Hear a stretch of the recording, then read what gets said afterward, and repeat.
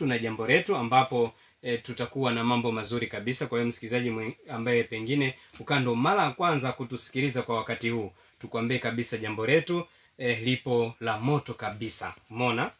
Jambo letu bwana ambalo tuko nalo ni katika kuhakikisha kwamba siku hiyo tutakuwa na mambo mengi sana. Miongoni mwa vitu ambavyo vitakuwepo ikiwa ni tarehe 9 ya mwezi Juni, kutembelea shule ya sekondari Mpanda Gerozi kutoa taulo za kike.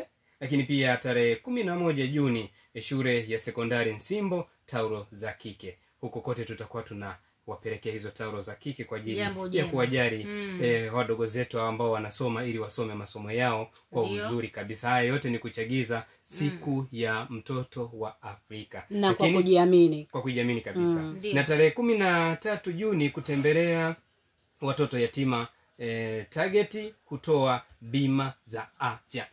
Yaani tutatembelea wale watoto yatima kutoa bima za afya. Msikilizaji, kwa wewe ambaye pengine unatusikiliza kwa wakati huu unatamani kushirikiana nasi, tunakukaribisha sana sana sana ufike hapa Mpanda Radio FM. Tukuweke katika orodha ya watu ambao tutaongozana nao kwenda kutoa hiyo misaada ambayo tutawapelekea hawa watu ambao watakuwa ni watu wenye mahitaji maalum. Lakini pia siku hiyo ya mtoto wa Afrika tutakuwepo na mambo mengi sana ambayo wewe mwenyewe utashuhudia ukifika moja kwa moja hapa. Wewe sema tu kabisa, jamani mimi nimeshafika.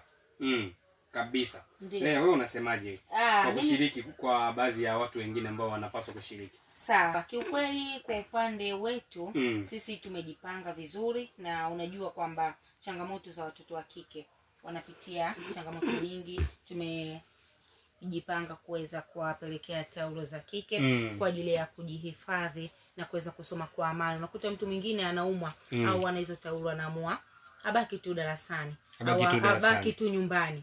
Mimi sijisikii vizuri, siwezi nikaendelea na masomo. Lakini kitu kingine kupitia sisi naomba na wengine tu na wenyewe washiriki. Yani tuseme, yani kuna kitu nilikuwa nataka niongee. Yani ushikwe na tuseme ile hamu ya kushiriki.